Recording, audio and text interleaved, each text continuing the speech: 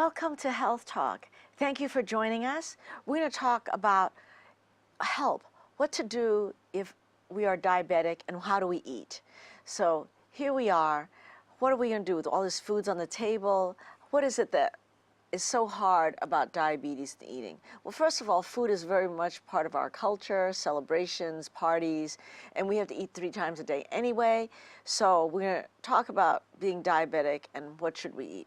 So, Dr. Varkey, tell us, what about this? Sure. As you know, diabetic people, food is a big portion of the, restricting the diabetes. So I'm going to talk about foods which are like good to eat when you're diabetic, something which is, you can think about it. So here, Yes, this is extra virgin olive oil. This is something which you can substitute for the normal cooking oil which you can use, because this has monounsaturated fatty acids. So that will help you reduce the bad cholesterol. So this is one thing which you can use, and you don't have to stick on to vinegar or olive oil. You can use oils such as canola oil, flaxseed oil, almond oil. All these have something called as polyunsaturated fatty acids and monounsaturated fatty acids. So these tend to reduce the insulin resistance, and they can also help reduce the bad cholesterol in the blood. so here with this olive oil, here they always have nutrition facts. And in this, everyone can look in the home audience to read this label and see what type of fat there is. So it's always in the back, and that's a very interesting point that we should look at the label, monounsaturated fatty acids. And Kevin, tell us about your display here. Hi, thanks for having me. So I used to be a nutrition educator, and so for the first class, we always have this rethink your drink lesson. So the the point of the lesson is to show the misconceptions people have about drinks. So pretend it's a hot summer day in San Jose, and you want something nice and refreshing.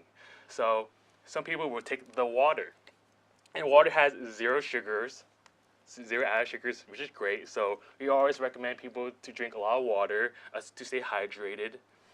And so, of course, there are other refreshing drinks as well. And here we have the Gatorade.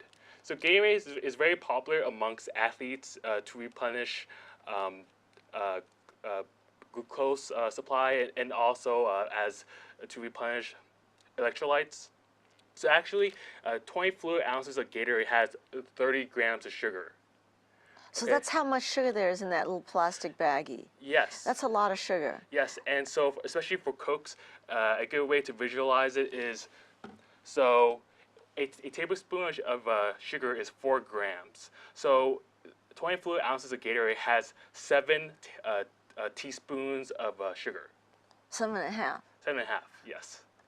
And then what if I want to drink Coca-Cola, the #1 drink leader in America? Yes, so actually, a 20 fluid ounce bottle of Coke has 65 grams of sugar, so twice as much as the Gatorade. Wow, that's a lot of teaspoons of sugar. Yes. And so you could gain a lot of weight just drinking Coca-Cola. Mm-hmm. And another way to digest added sugars is through coffee. So many of us, we go through our daily commute, and we want something to jumpstart our day. So let's say we go to Starbucks and we get our venti chai latte. Big size, biggest. The big size. So actually, this latte has 40 grams of sugar, which is 10 teaspoons of sugar. So as you can see, I feel like I'm a spokesperson for water. We recommend water to drink because there's no added sugars in water.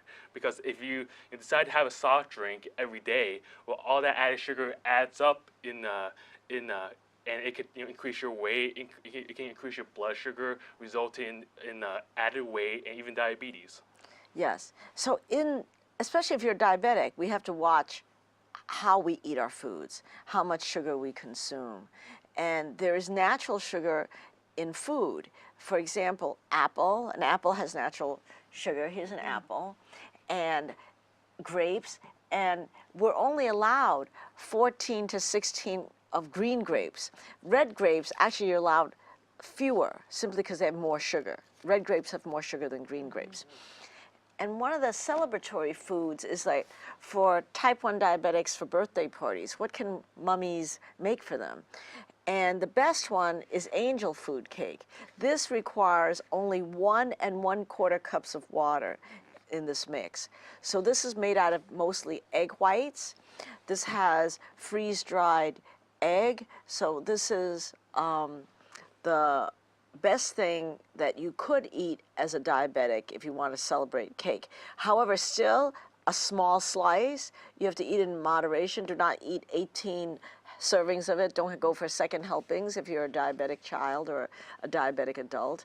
But for diabetic children, type 1 diabetics, celebrating birthdays is very hard because you don't want to deprive them of the joy that comes with birthday celebrations, and what can you serve them? And try to, of course, make it less food-centric, but our culture is very food-centric. And if you look at, go to a restaurant, and even if you ask for the dressing to be on the side or no added oil, they give you a gigantic portion, like they heaping big, and it's filled with food. And so portion control is important, how much of it you eat. You can eat a little bit of it and take the rest home. Remember, portion control is important because if you eat a bowl of lettuce, that's fine. But if you eat salmon, and even though it has no added oil and it's grilled, but you eat, you know, this entire plate filled with salmon, it's a lot of calories. So talking about portion control, I would like to tell a point, like for diabetes, which is approved by the American Diabetic Association, is something called as the 9-inch plate method. So for diabetics, they can start with a smaller plate, get yourself a smaller plate than you usually eat, and suppose this is the plate, you have to divide the plate into two. On one portion, you add like non-starchy vegetables, like you can use cauliflower, broccoli, carrots, greens, something like that, and the other half you divide into 2 quarters. So 1/4 you add proteins, like lean proteins like meats, fish, you can add pork, anything, nuts and seeds like that, and for the other portion you can add carbohydrates, the other quarter, where you can include your potatoes, or you can include yuca, you can include anything, any corn, anything like that. So we want to tell our diabetic patients in the home audience, and I have diabetic relatives, and all of us have diabetic relatives, that we want to sort of change the way they look at food. If you think about carbohydrates break down into glucose, and that's why it's hard for your body to keep metabolizing them, especially with the diagnosis of diabetes. Now, complex carbohydrates are like fiber, things with a lot of fiber, such as brown bread, brown rice. That takes a longer time for your body to break down, so then your body has time to marshal whatever insulin you have in type 2 diabetics to work. Now, tell us a little bit about quinoa. Yes, quinoa is actually a good substitute for rice. So normally we know our culture is mostly food-centered, so we use a lot of rice in our diet, both Asians, South Asians, East Asians, and Mexicans. Yeah, all of us, rice is like the staple diet for us. So instead of rice has a lot of carbs. So instead of that, you can substitute something like quinoa, which is healthy. It's a type of carb. It has about 20 grams of carbohydrates. So it is. But it has protein. It has protein. It has a lot of fiber, which is really good for the diabetic patients, especially to help you with your digestion and to help your insulin resistance and your metabolism. So it has a lot of fiber. So it has more fiber than any other substitutes. So there is white quinoa and red quinoa. So you guys can look at it in Whole Foods or Trader Joe's or any of the organic markets. And the main supermarket chains also carry it. Comes from South America, and now it's in most restaurants. You can see it's commonly found. One other point to make about food is that choices. If you go, you're stuck in an airport, and what can you do? You're stuck in the airport, there's only McDonald's, Papa John's pizza. So you have to find the lowest carb choice. And lucky for you, all of these main restaurants have their ingredients. They have the nutrition facts. You can find it online, on your iPhone. They're supposed to have it at the restaurant. And due to Michelle Obama's efforts, we now have yogurt parfait in McDonald's for $1. So that's something that's good. You could have the grilled chicken and you peel everything off of it, and that's good. So there are things how to view food in a new way instead of just saying, oh, I like the taste. It takes 6 months to change your taste buds. So it's very hard to start from ground zero where you're used to mashed potatoes and steak to eating lettuce. So give yourself time to get used to it. Tell us also a little bit about how you discovered quinoa. Why were you thinking about quinoa? So I was thinking about quinoa because I was planning to switch to a higher, a healthier diet. And since we have a family history of diabetes and high cholesterol in the family, so we thought of switching our diet patterns to something to substitute something healthy. So, and I thought quinoa would be a better option, and we all like it. It tastes similar to rice, and you can add it in salads. So I liked it. So it has less carbohydrates when compared to white rice or brown rice or any other rice which you. Now, quinoa takes about 40 minutes to cook in a rice cooker or a regular way of you cook rice. So just remember that. So leave yourself time. Same thing with brown rice and wild rice. Wild rice has a lot of fiber. That takes about 45 minutes, as does brown rice. 'Cause it's heavier, it's harder for the water to penetrate, but it is better for you.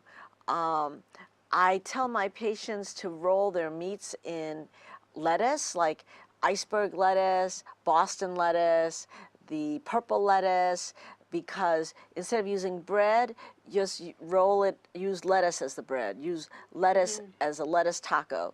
And some cultures have food where they chop it up and they serve it in a lettuce cup, so it looks pretty. So you could think about viewing food, substituting ways that we serve food, present food. Yeah. Tell us also about food journals, how that helps with weight loss and cognizance of what we eat. Yes, so food journals, one thing that it helps someone who wants to lose weight is to be conscious of how much they're eating, because part of gaining weight is not realizing how much you're eating and what you're eating.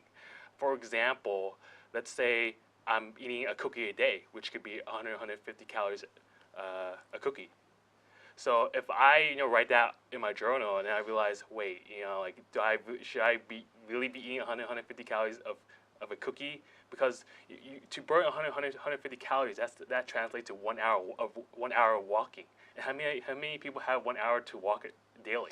To just get rid of one cookie. Yeah, to get rid of one cookie. So if you wrote it in your journal, and you're more conscientious of what you're eating, then you're more likely to say, okay, how about I only eat half the cookie, or I just abstain from the cookie at all. So it helps the person realize what they're eating and also how much they're eating as well, because with any diet, moderation is the key.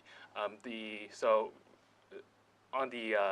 American Diabetes Association for diabetics, what they recommend is the main thing that they recommend is calorie restriction. So how much you're eating, and so one thing that food journals it does is that you can see how much you're eating, and through that you can either eat less of something or you can increase the volume of something else like salad to increase the amount of food you're eating but reduce the amount of calories you're intaking. Well, I also think that food journals are good for diabetics because diabetics are used to keeping journals for their blood sugar and their hemoglobin A1C, or in some cases if they have diabetes and high blood pressure, they keep a journal of their blood pressure. So food journaling is good because they then are aware that they made bad choices. Like I ate a Krispy Kreme donut. Obviously that's 1,000 calories. And if you're on a 1,500 calorie a day diet or a 2,000 calorie day diet for the American Diabetes Association, you ate half your whole caloric intake for 24 hours with one Krispy Kreme donut. So that's amazing. That means you're going to starve the rest of the day. Probably most people do not starve the rest of the day. So these are choices. And we want to tell our home audience and share with our, friends and family members that choices are sometimes hard to make every day because you're bombarded with food. Like, eat this wonderful, lemon cream pie or something yummy, or chocolate ice cream. So how can we filter that out? I try to think, well, do you want that 5 pounds, which is like 5 pounds of a cake, where you want to carry an extra 5 pounds because you eat that slice? Because you're trying to either do calorie restriction or weight loss. So do you want to carry that cake with you? Do you want to wear that cake like a dress all day, all night, like Lady Gaga? Is that what our goal is? So we have to kind of have a picture. What do we want? Do we want to wear this donut around our, neck? This is what we ate, and that consumed half our calories. Yeah, so there are as we talk to a lot of patients, the one thing the patients come up and tell is that it's very hard to resist temptation, especially if your family or if somebody at home is like cooking something good and you're supposed to eat something else because you're a diabetic. In that case, they cannot resist the temptation, and so they just give in to eating whatever they cook. So I think it requires a lot of motivation from all the members of the family to support. Yes. Support peer their pressure, because how can you go to a party, grandma made your favorite dessert, you're going to offend grandma that you did not eat her favorite dessert that she made for 4 hours waiting for you to come home from college or grad school or from some faraway place. So that's what we think about portion control. So you eat that donut or whatever, but you eat a bite. You don't eat the entire donut because they expect you to eat the entire donut for it to be 1,000 calories. So think about portion control, half, a quarter, divide that wonderful meal. Say, oh, let me take it home. This is so yummy. Or let me have it. And you push it around your plate so they don't notice. Grandma does not notice that you did not eat the entire thing. You just have a bite and say, yummy, yummy, yummy. So think portion control. And to add on to that, I think that's the reason why diets are becoming more popular. Like, for example, veganism, which is abstaining from any animal products. For example, let's say you're at a dinner party and someone wants to give you cake, so your excuse would be, oh, I'm vegan, so I can't eat it. So it's more socially acceptable, and also diets give you a sense of structure. For example, again, let's say you're vegan, you know that, oh, you're not supposed to have a hamburger because it has meat. Right, so it gives you that sense of structure. So you don't have to make you don't have to make so many choices of what you should be eating, because you already have that structure of, oh, I can't eat this, I can't eat that because that doesn't that won't fit into the ideas of my diet, the structure of my diet. So it's more, so it gives you less choices. And as a result, when you have less choices, likely you're abstaining from more. Less healthier foods that are more calorically dense. So as a result, you end up benefiting by abstaining from more calorie-dense foods and losing weight. Well, I think it's more socially acceptable to say, oh, I'm vegan, so I can't have your cake, instead of saying, oh, I'm dieting, because they say, oh, break the diet, come eat with us, So there's also enormous social peer pressure to celebrate. Use food as a celebratory, expression. And that's been true for all cultures for thousands of years. So if you're diabetic, how are we going to navigate that? Some of my diabetic patients bring their own snacks to parties. They bring a little bag of carrots and celery. One of my professors in med school did that. He brought his own snacks, brought his own gluten-free crackers or whatnot. That's something for you to consider, because your hostess is not going to be watching you. She just wants you to be eating. She doesn't care what you're eating. You could be eating, grass, but as long as she thinks you're eating, little green clumps of grass, she's happy. She's not going to look to see she's eating her pre-made green clumps of grass. So it's very interesting how you go to a party, and also bring a dish that you can eat, like bring a salad. Like if it's potluck, you bring a salad and you bring 2 choices of dressing. One that's dressed with vinegar and lemon juice, or just herbs, and one that they can use. So there is a choice. You bring your own food that looks pretty, that looks celebratory, but has lower calories. Yeah, and you can also complement your diet with some fruits and some, dairy. So, but you have to record it. Like if you can switch on to using, low-fat milk and skimmed milk instead of using the regular whole milk, and the 1% low-fat milk which you can use, which has a lot of calcium and vitamin D in the milk. So we need that in our diet too. So one thing about apples is that here's a green apple. This is a Granny Smith apple from New York State, where I come from, and this has fewer calories than Red Delicious. So you have to think about that. You can look at all the different types of apples, and they're all slightly different. And so when you slice this apple, you can make it very beautiful, like very skinny little slices, arrange it beautifully on a salad bowl, and get a smaller plate. And also, another trick is to drink 2 glasses of water before you start your meal. Drink water, so you fill your stomach right away with ice or whatever, iced water, ice drink that has no sugar. Infused water. If you Yes. if you're a tea addict, you can go for low caffeinated or unsweetened tea, and then Right. sometimes people have infused water where you could just add some mint leaves and just Right. save it in the fridge for later use. Right, so you fill your stomach, and so you start the meal with a stomach that's half full. And so that stretches your stomach, it signals to your hypothalamus that, oh, I'm not so hungry. I'm okay for a few minutes. I don't have to grab all the breadsticks and shove them down my face. Yes. And also for the home audience, for example, if you want some juice, you don't necessarily have to drink the juice right from the carton. You can actually dilute it with some water, because sometimes you don't realize that, wow, this is super sweet. You just drink it because it's there. So like you have the option to dilute drinks if you want something sweet to drink, but you don't want all the sugar that's in the drink. Yeah, so you can fill half a glass with a little bit of water and ice cubes, and then add the juice. So you have time for that sugar to get into your body when you drink it, make it more dilute. Now, interesting about Coca-Cola is that there's a difference between Coca-Cola made during Passover and Coca-Cola made not during Passover. I found this out. Coca-Cola made during Passover is made with cane sugar. Coca-Cola, and it's kosher. Coca-Cola that's not kosher for Passover is made with more processed sugar.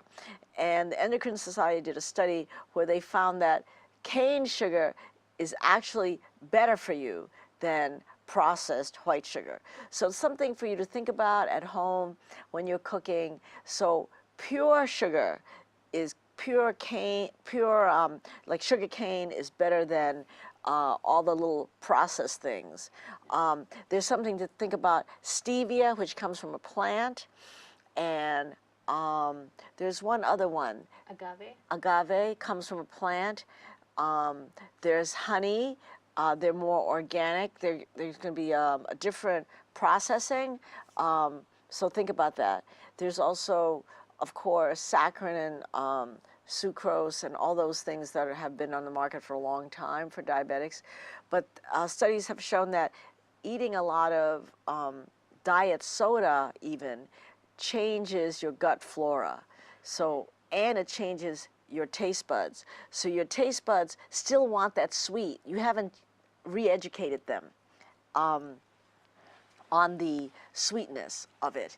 And so it's important to think about, it takes 6 months to educate your taste buds, to change the pathways, because your taste buds know when you put a dot of sugar on the tongue that it's sweet, it tells your brain that it's sweet. Or it puts a dot of salt on your tongue, it tells your brain that it's salty. So you have to fool your taste buds to change the endorphins that get associated with sweet. And you have to use spices, like the strong ones, tarragon, turmeric, saffron, basil, to really ginger, garlic, to change that. So it's important that you give yourself time to change how you view food, read the ingredients. I'm sure many of your diabetic patients in internal medicine, and mine too in ophthalmology, it's very hard for them to lose weight. I'm sure, what are the reasons they tell you? One thing is, yeah. for not following diet, one would be the main thing is unable to resist temptation.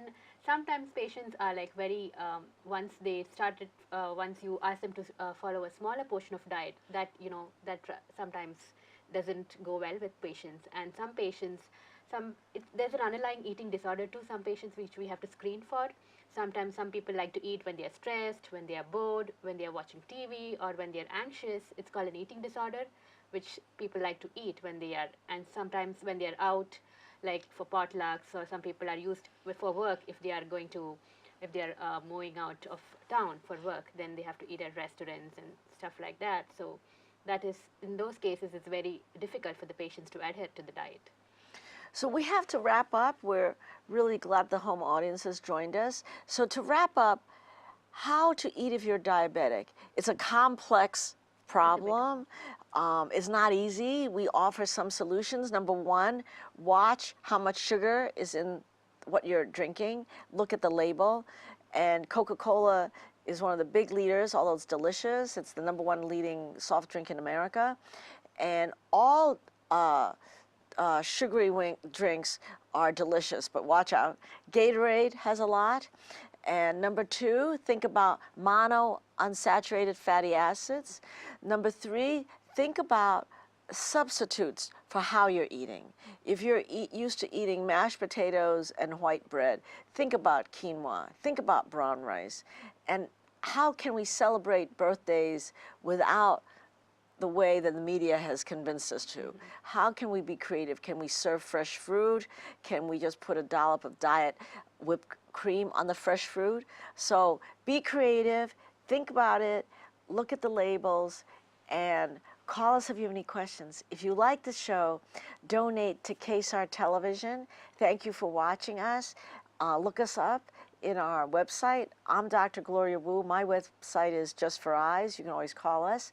And thank you very much for being with us.